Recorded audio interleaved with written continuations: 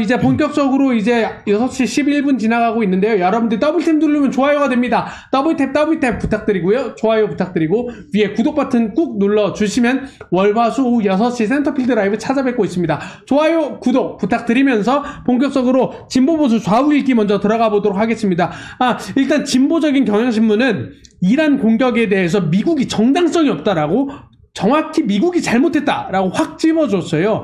진보적인 경향신문 이슈부터 한번 소개 부탁드리겠습니다. 예, 경향신문은 미국의 정당성 없는 이란 공격이 제2의 이라크 전쟁을 우려한다라고 썼습니다. 네. 내용에서는 미국 트럼프 행정부가 현지 시간으로 21일 그 이란의 핵시설 3곳을 전략적으로 폭격했다고 하면서 국제사회에 대한 설득이나 노력도 없이 국제법상 정당성 없는 공격에 가담했다는 것에 충격을 받았다라고 쓰면서 유엔 헌장과 국제법을 무단으로 위반했다라고 명확하게 얘기를 하고 있습니다. 미국이 국제법을 어겼다. 네네. 그래서 이 결과는 중동에 있는 미군 기지가 되거나 공습의 표적이 될 것이다. 그리고 호르무즈 해협이 봉쇄될 가능성도 있어서 확전이 불가피하다라고 얘기를 했는데 경향신문이 이 글을 쓸 때만 해도 호르무즈 해협이 봉쇄되진 않았던 것 같은데 지금은 봉쇄가 됐습니다. 그렇죠. 자국이나 동맹이 공격받지 않은 상황에서 특정 국가의 영토를 공습했다는 점에서 이것은 전례 없는 폭거다라고 경향신문이 날선 비판을 하고 있습니다. 아니 미국이 이렇게 국제법을 마구 어기면서 자기 마음대로 폭격을 해도 되는 거예요? 깡패지. 그렇죠. 이거 거의 깡패 국가의 참담하죠. 면모를 보여주고 있구나. 근데 이란이나 이런 나라들을 미국이 깡패라고 욕하는 거잖아요, 사실. 네, 욕 얻어먹을 만하죠. 그리고 이게 그 이란이라고 하는 나라는 네. 이게 이 이슬람 율법에 따라서 이 운영이 되는 나라잖아요. 그래서, 샤리아에 따라서. 네, 그래서 굉장히 명분이 중요하단 말이에요. 그렇죠. 그래서 어떤 미국과의 협상에 있어서도 명분을 좀 세워주는 그런 협상이 필요했는데 그런 건 다 필요 없고 명분을 오히려 전쟁으로 치달아 가야 할 명분을 주고 있는 거잖아요.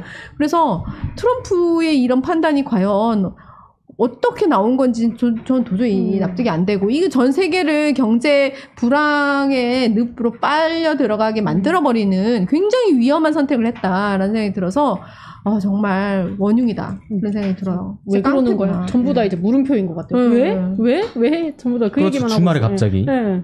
변호사님은 조금 어떻게 보셨어요? 그 저도, 트럼프의 폭격에 대해서. 이게 네. 전쟁은 게임이 아니잖아요. 그렇죠. 그러니까 무슨 스타크래프트에 저거 이렇게 공격하러 가는 것도 아니고, 지금 자기가 여기에 어떤 이해관계가 있든 간에 말씀하셨듯이 뭔가 명분이 있고, 정말로 불가피한 경우에도 다시금 고려를 해야 되는 게 그런 전쟁이라고 저는 생각을 하는데, 이런 일각에서는 이런 얘기도 있어요. 제가 국제법 조항을 다 보지는 않았는데, 국제조약이라던가 국제법 위반 이슈도 있을 것이다. 이런 주장을 하는 그렇죠. 글도 봤거든요. 그래서 그런 것까지 다 감수하면서 자기가 거기를 간 데는 정말로 그런 이유나 스스로 아무한테도 말하지 않았을 뭔가 명분이 있고 이유가 있을 건데 그거를 전 세계 사람들은 아무도 알지 못하고 속수무책으로 방관만 해야 되고 지금 걱정만 해야 되는 이게 지금 이 국제 정세에 맞지 않는 처사인데 한참 맞지 않는데 언제까지 이거를 우리가 지켜만 보고 있어야 되는지 그게 참 대한민국 국민으로서 걱정이 되더라고요. 원래 이란이 핵 개발하는 것 때문에 미국이랑 이스라엘이 이란을 굉장히 안 좋게 봤잖아요. 근데 그 와중에 오바마 대통령 때 이란이 협상해가지고 이란은 감시를 받고 미국은 경제 제재 하지 말자라고 둘이 화해를 했단 말이죠. 그런데 트럼프 대통령 1기 때 이란을 다시 제재하고 이란은 다시 핵을 개발하는 이런 사태로 이제 치달았는데 트럼프 2기 때 이란을 폭격하는 데까지 와서는 트럼프 대통령이 이란을 컨트롤하고 이란이 핵을 안 만들게 하는데 진정성이 있는지가 약간 의구심이 드는 거예요. 이란이 핵을 안 만들겠다고 했는데도 트럼프 대통령이 경제 제재를 해서 다시 이란이 핵 프로그램을 가동하게 만든 상황이다 보니까 트럼프 대통령 자체가 과연 평화에 대한 의지가 있나 이게 조금 궁금하긴 했었습니다. 그러니까 이란이라고 하는 사고치는 나라가 필요한 거죠. 사고치는 나라가 필요하다. 뭔가 빌런 하나가 필요한 거예요? 그 존 볼턴 책 보면 문재인 대통령이 북한하고 화해할 때 트럼프 그 국방부 장관이었던 존 볼턴이 화가 났다는 거잖아요. 장관이 아니군요. 그렇죠. 그 수석이군요. 화가 난 이유가 북한이라고 하는 빌런, 배드가이가 있어야 미국이 계속 때리면서 제재도 하면서 싸우면서 미국이 이렇게 잘하고 있습니다를 보여줘야 되는데 그 존 볼턴 회고록을 저는 이제 번역된 것들 발췌한 걸 읽었는데 그런 부분이 나와요. 이 트럼프 행정부는 문재인에게 놀아났다 뭐 이런 표현이 나오거든요. 그러니까 이게 이 위험을 리스크를 만들고 자꾸 나쁜 사람이 나와야 트럼프가 착하고 트럼프가 순진하다고 생각하는 사람 아무도 없잖아요. 그렇죠. 제멋대로고 나쁜 놈이고 싸우려고 하는 사람인 거 아는데 이 사람이 그러면 싸울 곳이 있어야지 국내 사람 패는 것도 어느 정도 용인이 된단 말이에요. 그렇죠. 근데 이란이라는 국가를 어떤 의인화 시켰을 때 이란이라는 애가 자꾸 나쁜 짓을 해야 되는데 얘가 저기 그럼 안 할게요. 이번에 협상한다고 협상 테이블에 앉았잖아요. 저기 그럼 나쁜 짓 안 할게. 물건도 안 훔치고 핵 개발도 안 할게요 라고 했는데 아니야 너 앉아있어. 내가 때리러 갈 거니까. 야 너 나쁜 짓 해야 돼. 네, 넌 나쁜 놈이야. 아니 저 안 한다니까요. 나쁜 놈이라니까 너는. 너 나쁜 놈이야. 너 내가 때릴 거야. 혼낼 거야. 본인이 안 하겠다고 하는데. 본인이 자숙하겠다고 하는데. 그런 모습이 자꾸 미국한테서 보이는 것 같아요. 그리고 안 그래도 이스라엘 네타냐후 총리도 거의 탄핵 직전까지 갔잖아요. 네. 그렇죠. 그리고 미국의 트럼프 대통령도 탄핵이 하냐마냐 얘기가 오가는 상황이 있고 둘 다 국내 정치에서 굉장히 수세에 처한 상황에서 외부의 적이 필요한데 이란이라는 강력한 외부의 적을 만들어 놓으면 둘 다 조금 국내에서 정치가 편안하지 않을까라는 생각에서 이 말씀 듣고 나니까 우리나라 정치에서 고질병처럼 나오는 거 북풍. 그렇죠. 이제 북한을 이렇게 들고 오면은 이제 국내 정치를 결집하고 내가 이제 이 안보를 위해서 내가 필요하다 이런 식으로 논리를 펴던 그 정치인들 몇 명이 떠오르네요. 그러니까 느낌? 미국이랑 이스라엘 같은 경우는 중동풍, 이슬람풍이 필요한 거잖아요. 이슬람이 강력하다고 사람들한테 이슬람이 강력해 우리를 쳐들어올 거야라는 공포심을 주입해야 자기네들 이제 정치가 유리하다 보니까 그런 측면에서 갑자기 위협도 하지 않는 이란을 난데없이 폭격한 거 아닌가. 대페르시아 제국을. 그러니까요. 이렇게 근데 약간 저는 이걸 보면서 되게 우려되고 씁쓸한 지점은 뭐냐면 국제법도 뭐도 다 필요 없이 힘의 논리가 모든 것을 지배하는 상황이 된 거잖아요. 네. 이 국제적으로도 정치가 실종되고 힘의 논리가 약육강식이 지배하는 이 세계의 흐름을 만드는 것 같아서 굉장히 이 트럼프라는 하나의 그 어떤 거대한 리더가 세상을 이렇게 망해가게 하고 있구나라는 생각이 들어서 되게 씁쓸했어요. 지금 차련님이 위협도 하지 않은 이란을 폭격한 거라고 크크크 하면서 이란의 위협에 대해 언급해 주셨는데 이란은 지금 핵 발전 프로그램에 대해서 NPT의 감독을 받고 있는 상황이었습니다. 북한이랑 다르죠. 네네. 북한은 NPT도 탈퇴하고 NPT 감독을 안 받는 상황인 거고 이란은 NPT의 감독을 받고 NPT 관련 유엔 헌장을 지켜야 하는 상황인데 미국이 NPT 관련 유엔 헌장 등을 지키지 않고 폭격한 상황이라서 북한이랑 이란은 상황이 조금 다르다 이런 점을 조금 강조해 봐야 될 것 같습니다. 형상기억성씨님 안녕하세요. 크리드님 채팅 7년이 짜증나서 못하겠네요. 채팅 열심히 해주세요. 어떤 의견인지 굉장히 짜증나는 궁금합니다. 거라도 쳐주세요. 사람들이 무슨 얘기를 하는지 한번 같이 보면 좋을 것 같습니다. 김영균님은 이재명 물타기 하려고 민석이 내세웠다라고 이렇게 이야기도 하고 있습니다. 이재명 대통령이 굉장히 많은 혐의를 받고 있잖아요. 네네. 이걸 물타기 하려고 김민석 총리를 내세웠다라는 얘기 같은데 이 이야기도 물이 안 타지죠. 네. 사실 이재명 대통령은 100리터 와인에 1리터 물을 섞어도 그냥 101리터의 와인이 되는 거지 물이 되진 않지 않나. 명언입니다. 지금 300분 정도 함께 보고 계신데요. 더블탭 누르면 좋아요가 되고요. 위에 구독 버튼 있습니다. 구독 버튼 눌러서 월화 조후 6시 센터필드 라이브 함께 보시면 좋을 것 같습니다. 이란, 미국 전쟁에 대해서 보수적인 중앙일보도 최악의 경우를 대비해야 된다라고 얘기를 하고 있어요.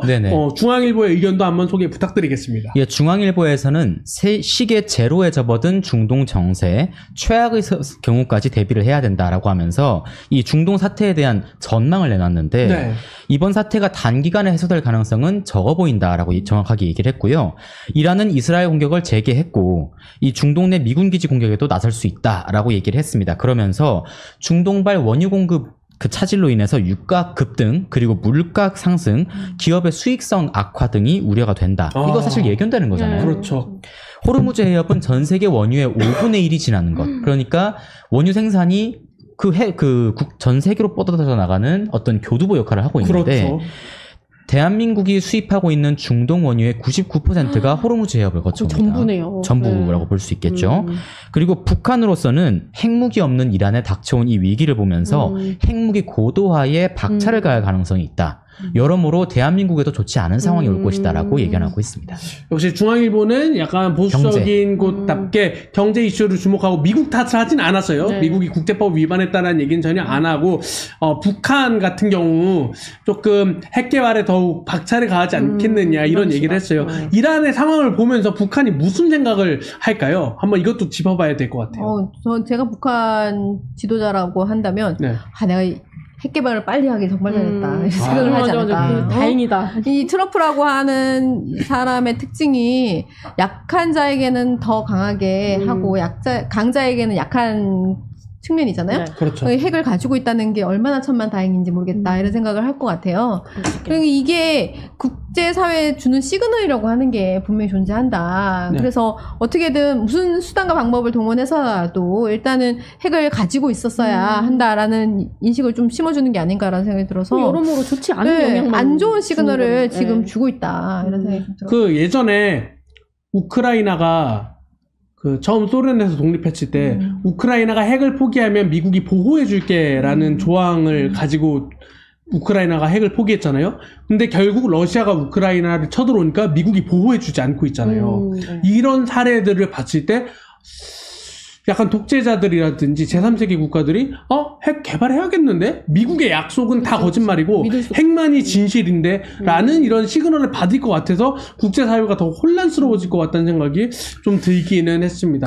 변호사님 좀 어떻게 보셨는지 궁금하거든요. 말씀하신 대로 이 마지막 문단에 약간 저도 공감을 한 게 네. 핵무기 고도화에 박차를 가할 가능성도 있고 네. 이제 그 이사장님 말씀처럼 미리 해놓길 잘했다 이렇게 생각을 하게끔 만드는 거잖아요. 네. 그러니까 지금 앞으로 지금 이제 국제 정세가 더 혼란에 빠질 일만 남았고 이제 좀 뭔가 힘이 약하고 핵 개발 가능성이 있는 국가들은 앞으로 더 이제 몰래 숨어서 빨리 막 핵을 고도화 시키려고 하지 않을까. 그러니까요. 네, 그런 우려가 들죠. 걱정될 수밖에 없는 상황이죠. 그러니까 저는 사실 이게 그 미국이 중국과의 전면전을 할 수 있을까 없을까에 대한 생각까지 가더라고요. 그렇죠. 이 시도와 이 전쟁과 이 어떤 분란의 끝은 뭘까라고 생각을 했을 때, 왜냐면 이제 북한이 고도화를 하고 뭘 하고 하는데 뉴스가 계속 나오고 있는 게 트럼프 대통령이 북한과 대화를 하고 있다는 그 시그널을 되게 많이 줬거든요. 그렇죠. 친서 줬는데 안 받았는데 이제는 받았다 뭐 이런 얘기가 인터뷰도 하고 네.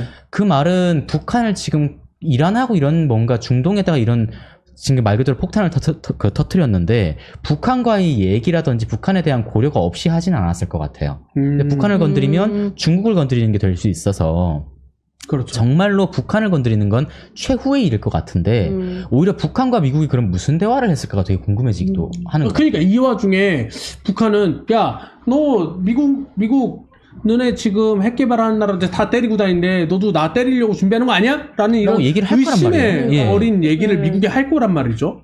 그러니까 그런 부분이 굉장히 중요한 포인트인 것 같고 또 여기 얘기도 많이 하는 것 같아요. 중국과 대만 사이에 문제가 생기지 않을까. 왜냐면 특히 이제 그 호르무즈 해협은 중국으로 가는 원유의 90%가 지나간대요. 그래서 여기가 봉쇄되면 중국이 굉장히 큰 타격을 입게 된다고 해서 미국이 중국을 겨냥한 거 아니냐. 중국이 크게 반발할 수밖에 없는 사태다 보니까 아무래도 중국이 미국에 대항해서 가지고 있는 카드는 대만 문제잖아요. 그렇죠. 그래서 중국과 대만 간의 갈등이 격화되는 거 아니냐. 이런 얘기까지도 조금 나오고 있는 상황이었던 것 같습니다. 되게 어려운 얘기들이 오가고 있는 것 같아요. 그러면 다음 이슈 같이 한번 살펴보면요. 한겨레 신문입니다. 야, 한겨레 신문은 이 와중에 이제 우리나라 이재명 대통령을 향해서 직격탄을 날립니다. 지금 부동산 문제 장난 아니다. 이런 얘기를 하고 있어요. 한번 어떤 내용인지 일단 소개 먼저 부탁드리도록 하겠습니다. 예, 한겨레 신문에서는 하루가 다른 부동산 시장, 정부 대응에 실기를 하지 말아야 된다. 실책하면 안 된다라는 얘기를 내놨습니다. 지금 부동산 시장의 분위기가 하루가 다르게 변하고 있다. 서울 아파트값은 지난 2월 초부터 20주째 오름세를 지속하고 있다. 엄청나네요. 예, 대출을 받아서 집을 사려는 수요가 크게 늘고 있는데 5대 은행의 지난 19일 기준으로 가계대출이 5월 말보다 3조 9천억 원, 약 4조 원이 늘었다. 그렇다면 집값은 왜 상승하고 있다고 분석을 그래서 하나요? 집값 상승세의 배경에는 지난 10월부터 시행된 한국은행의 기준금리 인하 기조랑 함께 새 정부의 20조 원 규모의 추가 경정 예산안, 새 정부가 추경을 하기로 했죠. 그래서 이 시중 유동성이 증가함에 따라서 우리 서울 아파트 공급도 축소될 것이라는 우려가 있다고 합니다. 그래서 정부는 일단 단기적으로는 급등한 이 지역을 대상으로 아파트 값이 급등한 지역을 대상으로 그 조정 대상 지역으로 이제 지정을 하기로 했고요. 그리고 투기 과열 지구를 또 지정을 하면서 규제를 강화해야 된다라는 한겨레 이야기가 있습니다.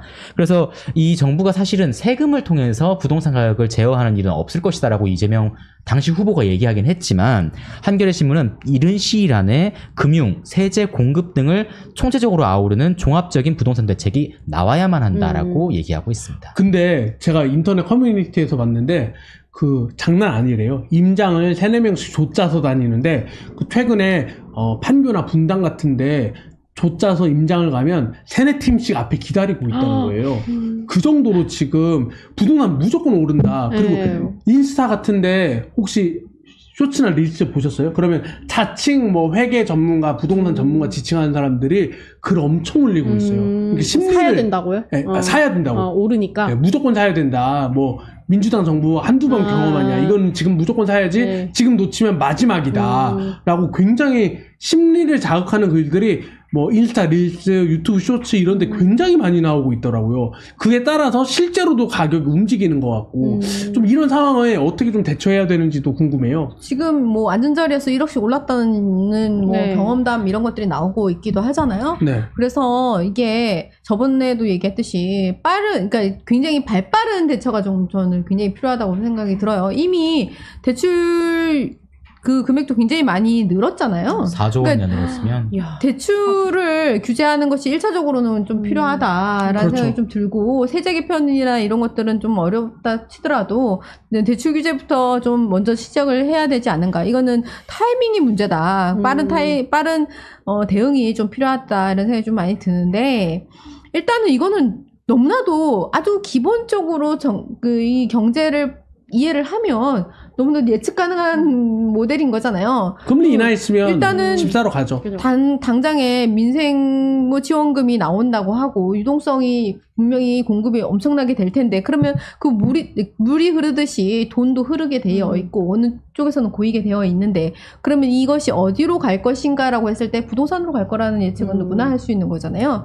근데 이것을 상회하는 어떤 요인이 나오면 좀 모르겠어요. 예를 들면 주식 그 시세가 굉장히 좋아서 네. 주식 수익률이 높아지고 하면 부동산으로 갈 돈이 주식으로 갈 수도 있는 거고 그런 것들이 어떻게 보면 정책의 힘인 거죠. 그런 정책을 어떻게 가져갈 것인지가 중요한데 그중에서도 일단은 부동산으로 이런 사람들의 기대효과가 몰리고 있다 보면 그 기대효과를 잠재울 수 있도록 일단은 빠르게 정책을 좀 펴야 되지 않을까 이런 생각이 들어요. 또 중동에서 전쟁이 나다 보니까 주식 같은 위험 자산에 대한 선호도가 떨어지고 금이라든지 미국 채권 등에 대해서 안전자산 선호도가 올라가고 있거든요. 그렇죠. 부동산은 비교적 안전자산에 그렇죠. 속하잖아요. 그러니까 이 외부적 요인도 부동산 폭등을 부추기는 하나의 요인이 될 것 같은데 여기서 정부가 어떤 시그널을 주느냐가 굉장히 중요할 것 같은 타이밍인데 아직까지 국정기획자문위원회에서는 어떠한 시그널도 못 주고 있는 것 같다라는 게 저의 솔직한 조금 의견인 것 같고요. 변호사님 주변 좀 어때요? 주변 분들? 뭐 단톡방 보면 난리 났어요. 뭐 아파트 단톡 이런 데 보면은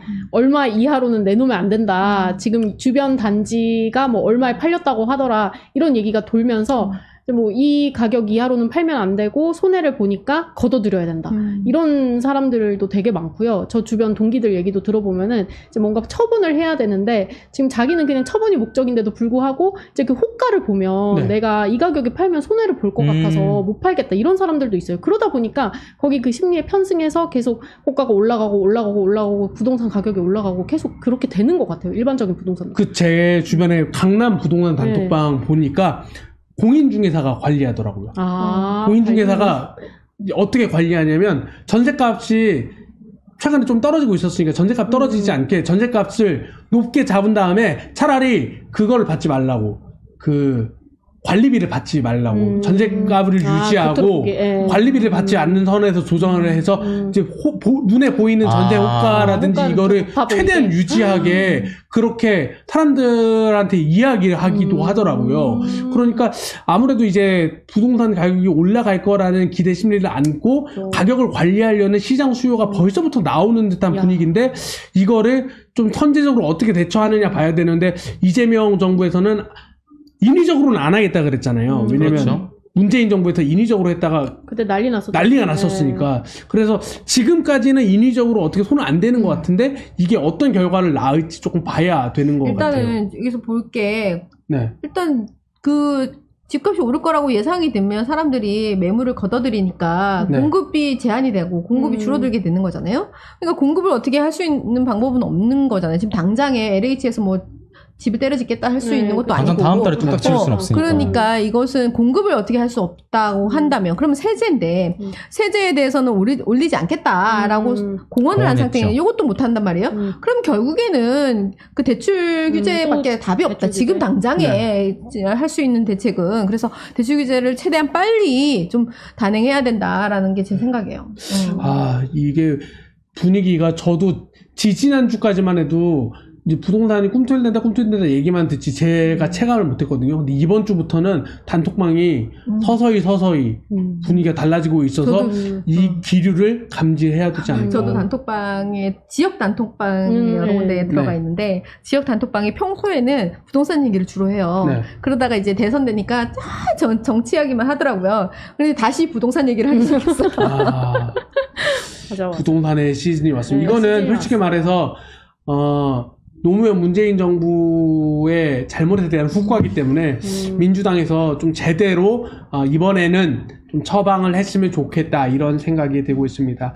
마지막으로 한국일보 중도적인 한국일보에서는 여야 대통령과 여야 지도부가 회동한 소식을 전하면서 정치 회복을 기원한다 뭐 이런 뭐 하나만한 소리지만 윤석열 때는 없었던 일이라서 하나만한 소리도 감지덕지한 세상이잖아요. 그래서 이렇게 해주고 있는데 소개 부탁드리겠습니다. 네, 몇 년 만에 대통령과 여야 지도부 회동이 있었는데 한국일보가 정치 복원의 시도 아니냐라고 얘기를 하고 있습니다. 정치 복원의 계기가 되어야 된다라고 얘기를 하면서 이재명 대통령이 여야 지도부를 관저로 초청을 해서 1시간 45분 동안 회동을 했다고 합니다. 야당에는 인선하는 것이 어렵다라고 설명하면서 김민석 국무총리 후보자 그 인사청문회와 정부가 발표한 30조 추경에 대해서 처리에 대한 협조를 당부했다고 합니다. 야당에는. 그리고 가시적 합의가 없을지라도 대통령이 야당과 소통에 나선 것 자체로도 의미가 깊다라고 한국일보는 이야기하고 있고요. 왜냐면 지난 한 2, 3년간 없었으니까. 그러면서 입법 독주로 야당이 반발을 부른다면 이 이재명 정부의 초기 국정 동력 확보에 어려움을 겪을 수밖에라고 하면서 한국일보는 이런 야당 회동을 이어가면서 그 여야 회동을 이어가면서 그 야당과도 협력하는 정부가 되었으면 좋겠다라고 이야기하고 있습니다. 좋은 얘기를 해주는 것 같아요. 좋은 얘기예요. 뭐 이거는 뭐 빤한 얘기라서 우리가 뭐 리뷰할 것도 없을 것 같아요. 뭐 만나면 좋은 거지. 뭐 만나면 좋은 친구죠. 뭐라고 할 건 없잖아요. 근데 이 와중에 그 김용태 비대위원장한테 이재명 대통령이 너도 까보면 깔 거 다 나온다 뭐 이런 얘기를 덕담을 주고받아야 되는데 뭐 서로 한번 까보자 뭐 이런 얘기 오갔다고 해서 좀 재밌는 흥미 포인트 아니었나. 근데 김용태 위원장 까면 뭐 나올까요? 너무 젊지 않아요? 너무 젊고 뭔가 그 나이에 까서 나온다면 정말 은퇴하셔야 되지 않을까요? 그 나이에 가서 나오면 뭐 전 여자친구랑 무슨 환승 이별했다 뭐 이런 거겠지. 뭐가 있을까? 뭐 없을 것 같은데. 그러니까 없을 것 같아요. 이재명 대통령 본인이 깔 게 많으니까 왜 괜히 타인에게 그런 얘기를 해서 긁어부스럼이 아니었나. 이런 게 너무 답답한데 이게 정치도 이제 서로 만나고 얼굴을 맞대고 이야기를 하자라고 하는 게 서로 합의를 하고 논의를 해서 접점을 찾아가는 과정인데 접점을 만들려고 하는 건지 싸우자고 들는 건지에 따라 다른 거잖아요. 저는 솔직히 김용태 비대위원장이 가가지고 그 뭐 7대 뭐 요구안 같은 거를 읽는 것도 모양새가 좀 모양 빠지는 행위였다 이런 생각이 들었는데 거기에서 굳이 이재명 대통령 끝나고 나서 재판 받아라 이 얘기 굳이 약속해라. 거기서 이제 시작한 대통령한테 해야 했나 그 자리에서 이런 생각도 참 모양 빠지는 이야기였고 이게 가는 말이 고와야 오는 말이 곱고 서로 이게 가는 네. 가고 오고 하는 건데, 가는 게 거칠면 오는 것도 거칠고, 서로 이렇게 거칠게 하다 보면 끝이 없거든요.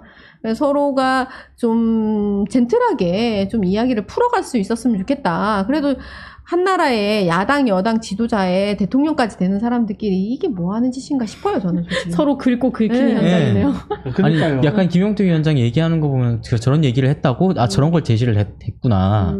되게 부장급 회의에 인턴이 가서 설명한 것 같은 느낌인 거예요. 되게 약간. 근데 어쩔 수 안 해도 없지. 해야죠. 그 정치적 그렇죠. 짬부터 해야지. 시작해가지고 그 뭐 방법이 없. 근데 좀 능글맞게 했으면 좋았을 텐데. 아, 그렇죠. 너무 막. 저 막 딱딱하게 대통령님 이게 아니라, 아유, 뭐, 알 거, 저도 뭐, 나이는 어리지만 알 거 다 압니다. 이렇게 해도 더 화기애애 하지 않았을까 싶어요. 예, 저도 나이 어리지만 파보면 아유 많죠. 많아요. 만만치 않습니다, 대통령님. 오히려 그렇게 얘기하면은, 와, 이 사람은 진짜 정치 잘하는구나. 네. 이 친구, 내 다시 친구인가? 봤는데. 아, 그래, 서울구치소에서 한번 밥 한 끼 하자고. 아, 구치소 그럴 앞에 수도 맛집 있겠죠. 있거든요. 그러니까 약간 네. 그런 의미에서 보면 나는 이 정치에서 처음 되게 좀 의아스러웠던 게 되게 형식과 절차 같은 것을 따지고 네. 마음에도 없는 말들을 되게 많이 많이 하잖아요. 하죠. 존경하는 네. 준순 의원님 뭐 이런 얘기를 존경하는 의원님!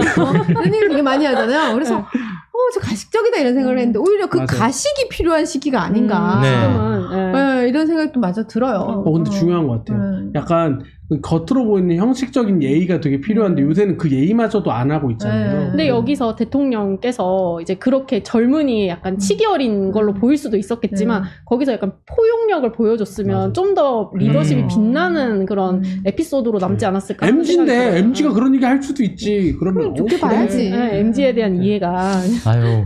그렇죠. 근데 좋게 보자고 얘기하기에는 비대위원장인데. 아, 그렇긴 맞아요. 하죠. 네, 뭐 지기가 좀 그렇죠. 그렇긴 해요. 네. 이런 상황이었습니다. 예. 자,